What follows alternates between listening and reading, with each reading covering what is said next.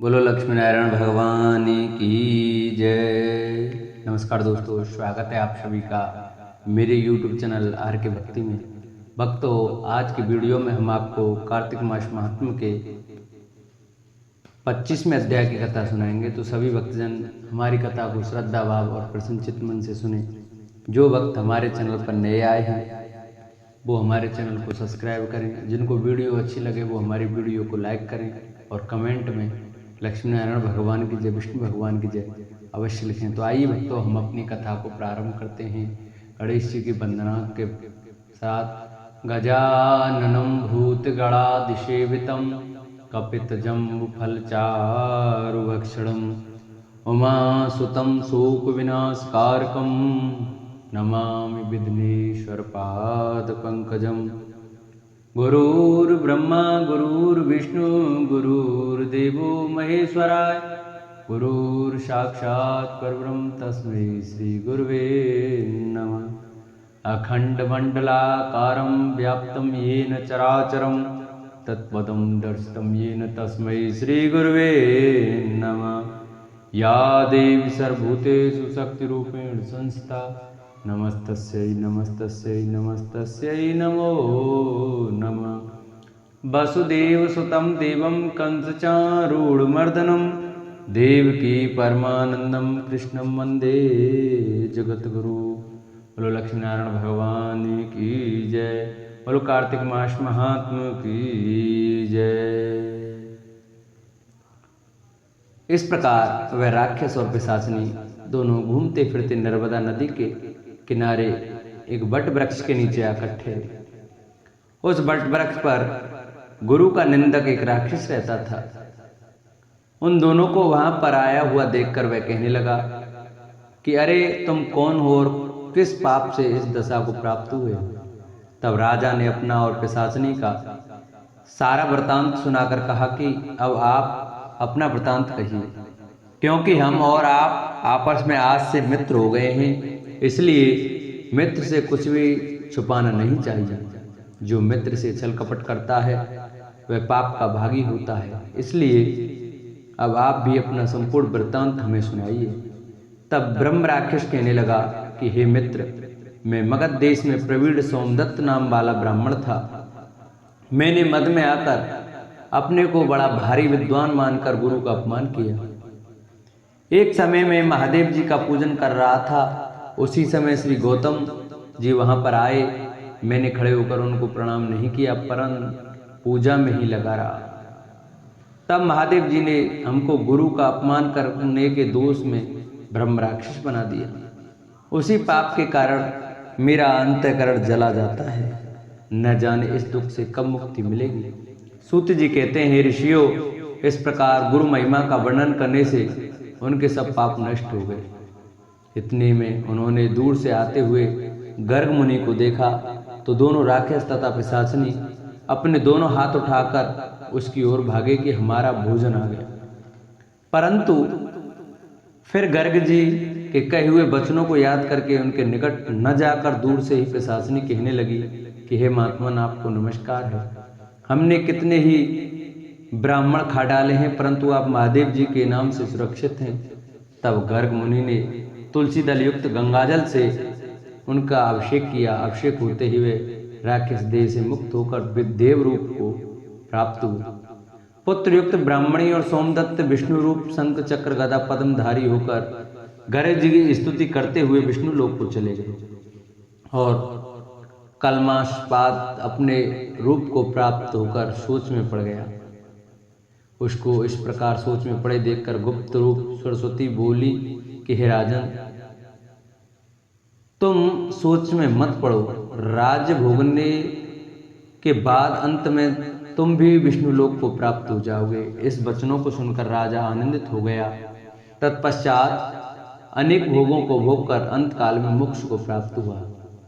सूत जी ऋषियों से कहते हैं कि गंगा के स्नान से मनुष्यों के करोड़ों जन्म के पाप दूर हो जाते हैं। वैशंपायन जी कहते हैं, जन्मेजय, वह दिन समाप्त होकर जब दूसरा दिन उपस्थित हुआ तब युद्ध देखने की इच्छा वाले पुरवासियों ने वह महान रंग स्थल भर गया। वहां जो मंच रखे थे वे चित्रों से सुशोभित तथा 8 कोणों वाले पायों से अलंकृत थे। जिन घरों में वे मंच थे उनके द्वारों पर वेदियां बनी थी और कुंडी के साथ किवाड़ें भी थी। उनमें झरोकों के रूप में अर्धचंद्राकार छिद्र रखे गए थे।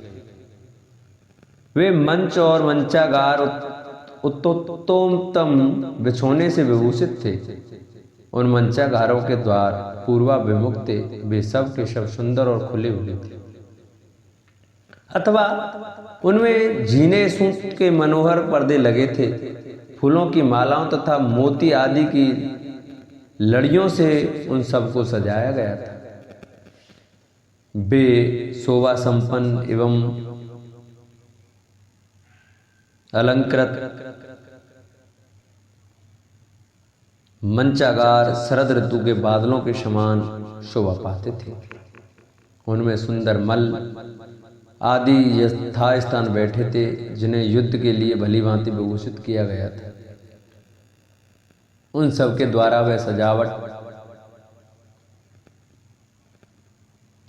या रंग स्थल मेघों की घटा से युक्त महासागर के समान शोभा पा रहा था।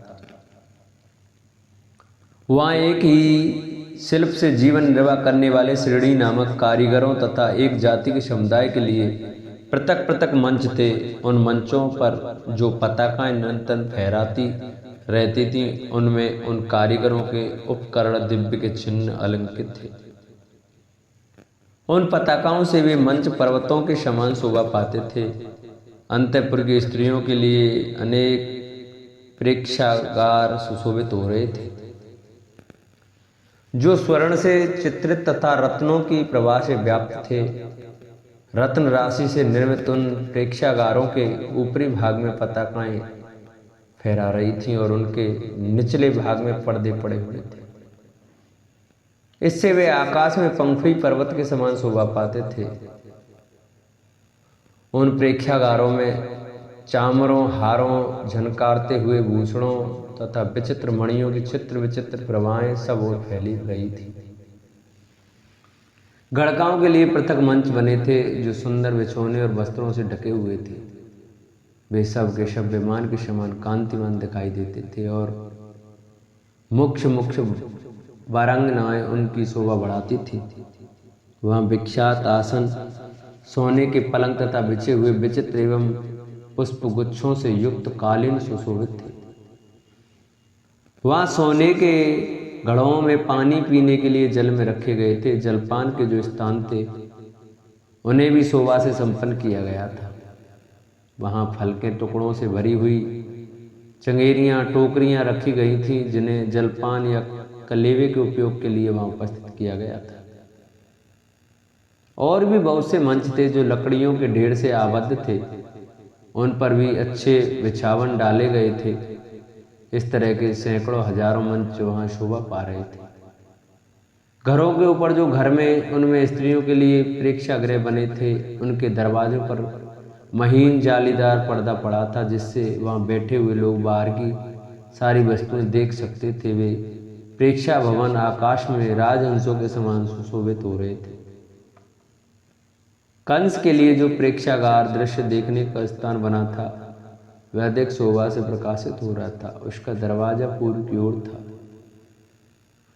उस मनोहर जालीदार पर्दा पड़ा था। वह भवन मेरु पर्वत के शिखर के समान सुनहरी प्रभा से वाधिसित हो रहा था। उसके खंभे स्वर्ण पत्र से जड़ित होने के कारण विशेष शोभा से संपन्न थे तथा वह भवन चारों चित्रों के सन्निवेश से सुशोभित था। मालाओं की लड़ियों से भी उसे सजाया गया था।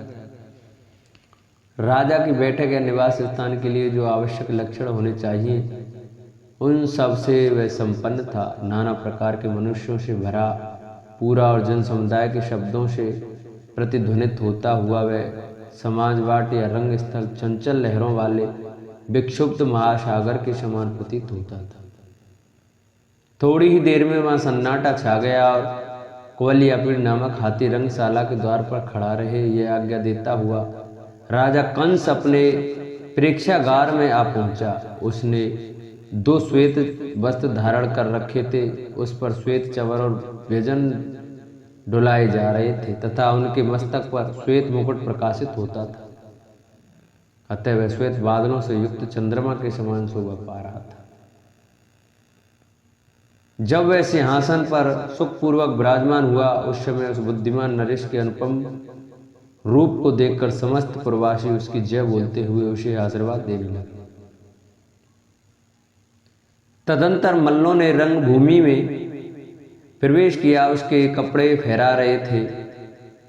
वे बलशाली मल्ल अलग अलग 3 कक्षाओं में प्रविष्ट हुए। तत्पश्चात वाद्यों की तुमिल ध्वनि के साथ मल्लों के गर्जने और ताल ठोकने के शब्द सुनाई देने लगे।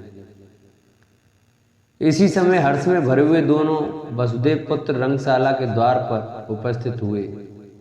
वे दोनों बंधु ग्वाल वालों के ही वेश में थे। उनके अंग सुंदर वस्त्रों से आच्छादित एवं सुशोभित थे। वे दिव्य चंदन अंगराग से विभूषित थे। सिर के ऊपर पुष्पमाला और गले में गजरे शोभा दे रहे थे। उन्होंने अपनी भुजाओं को ही आयुध बना रखा था। वे दोनों जुड़वे से जान पड़ते थे और एक दूसरे की आर्गला के समान मोटी बाहों पर ताल ठोक रहे थे। वे दोनों सुंदर मुख वाले वीर बड़ी उतावली के साथ रंगशाला की ओर आ रहे थे, किंतु महावत के द्वारा अत्यंत प्रेरित किए गए उस मतवाले गजराज ने उन्हें सहसा रोक दिया। वह मदमत हाथी बड़ा ही दुष्ट था। महावत के हाँकने पर उसने अपनी सूंड को उठाकर श्री कृष्ण और बलराम को मार डालने का प्रयत्न किया।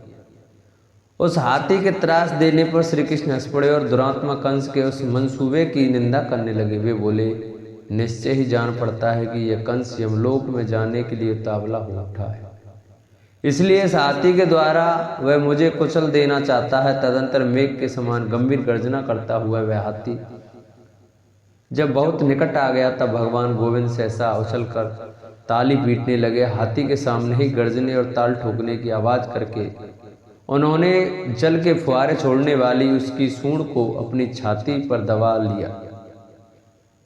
फिर श्री कृष्ण उनके दोनों दांतों के बीच में होकर पैरों के मध्य भाग में आ गए और जैसे हवा बादल को इधर उधर उड़ाती रहती है, उसी प्रकार वे उस हाथी को सताने और व्याकुल करने लगे। वे उस हाथी की सूंड के अग्रभाग से निकलकर दांतों के भी अग्रभाग से बचकर तथा पैरों के भी बीच से छूटकर बाहर आ गए। फिर श्री कृष्ण ने उस हाथी को पीछे से ऊंचाई की ओर खींचकर घसीटना आरंभ किया। वह विशालकाय हाथी व्याकुल हो उठा और श्री कृष्ण को मारने में असफल हो अपने ही अंगों में मथित होता हुआ जोर जोर से चिंगाड़ने लगा। फिर तो वह दोनों घुटनों के बल गिर पड़ा। दोनों दांत भूमि से टकरा जल से हिल गए, जिससे उसको बड़ी व्यथा हुई। वह रोष से मद की धारा बहाने लगा, मानो पावस में मेघ पानी बरस रहा हो। श्री कृष्ण ने उस हाथी के समान बालकों के समान खिलवाड़ करके कंस के प्रति मन में द्वेष लेकर कुबलिया पीड़ को मार डालने का विचार किया। उन्होंने उसके ललाट में कुंभ स्थल से नीचे पैर लगाकर दोनों पैरों से एक दांत उखाड़ लिया और उस समय उसी से उसको पीटना आरंभ किया। उस वज्रतुल दांत से पीटा जाता हुआ वह हाथी मलमूत्र त्यागने और आर्तभाव से चीत्कार करने लगा। श्री कृष्ण ने जिसके अंगों को पीट पीट कर जर्जर बना दिया था, उस आर्तचित्त हाथी के दोनों गालों से वेगपूर्वक भूरी भूरी रक्त की धारा बहने लगी। इधर बलराम जी उसकी पूंछ पकड़कर बड़े वेग से खींचने लगे, मानो शिला पृष्ठ से आधे शरीर से छिपे हुए किसी सर्प को गरुड़ खींच रहा हो। हाथी को मारकर श्री कृष्ण ने उसके उसी दांत से एक प्रहार करके मत वाले महावत को भी मौत के मुख में डाल दिया। तदंतर दांत वाले हाथियों में श्रेष्ठ वह कुबलिया पीठ दंतहीन हो महान आर्तनाद करके वज्र से विदीर्ण हुए पर्वत के समान महावत सहित गिर पड़ा। उन दोनों पुरुष प्रवर रणकर्ष वीरों ने फाटक के खंभे आदि लेकर हाथी के पादरक्षकों को भी मार डाला। उन सब का संहार करके वे दोनों भाई रंग स्थल में प्रविष्ट हुए, मानो दोनों अश्विनी कुमार इच्छानुसार स्वर्ग से भूतल पर उतर आए। उस समय वृष्ण अंधक तथा भोज कुल के यादवों ने वनमाली लाधारी श्री कृष्ण बलराम को देखा। उन दोनों वीरों ने गर्जने, किलकारने, भुजाओं पर ताल ठोकने, सिंहों के समान दहाड़ने और ताली पीटने आदि के द्वारा वहां के जन समुदाय को हर्ष से फुल कर दिया। भारत व्यर्थ बुद्धि वाला भोजराज कंस उन दोनों भाइयों को उपस्थित देख उनके प्रति पूर्ववासियों के अनुराग और हर्ष को लक्ष्य करके विषाद में डूब गया। इस प्रकार कमलनयन श्री कृष्ण ने गरजते हुए गज श्रेष्ठ कुवलिया पेड़ को मारकर अपने पूर्वज बलराम जी के साथ उस समुद्र के समान विशाल जल समुदाय में प्रवेश किया। इस प्रकार श्री हरिवंश महापुराण के अंतर्गत विष्णु पर्व में कुवलिया पेड़ हाथी का वध विषयक 24वां अध्याय पूरा हुआ। बोलो हरिवंश महापुराण की जय। जिन भक्तों को हमारी हरिवंश महापुराण की कथा अच्छी लगी हो वो हमारी वीडियो को ज़्यादा से ज़्यादा शेयर करें। जिन्होंने अभी तक हमारे चैनल को सब्सक्राइब नहीं किया वो चैनल को सब्सक्राइब करें। वीडियो अच्छी लगी हो तो वीडियो को लाइक करें और कमेंट में विष्णु भगवान की जय, कृष्ण कन्हैया लाल की जय अवश्य लिखें। बोल बांके बिहारी लाल की जय।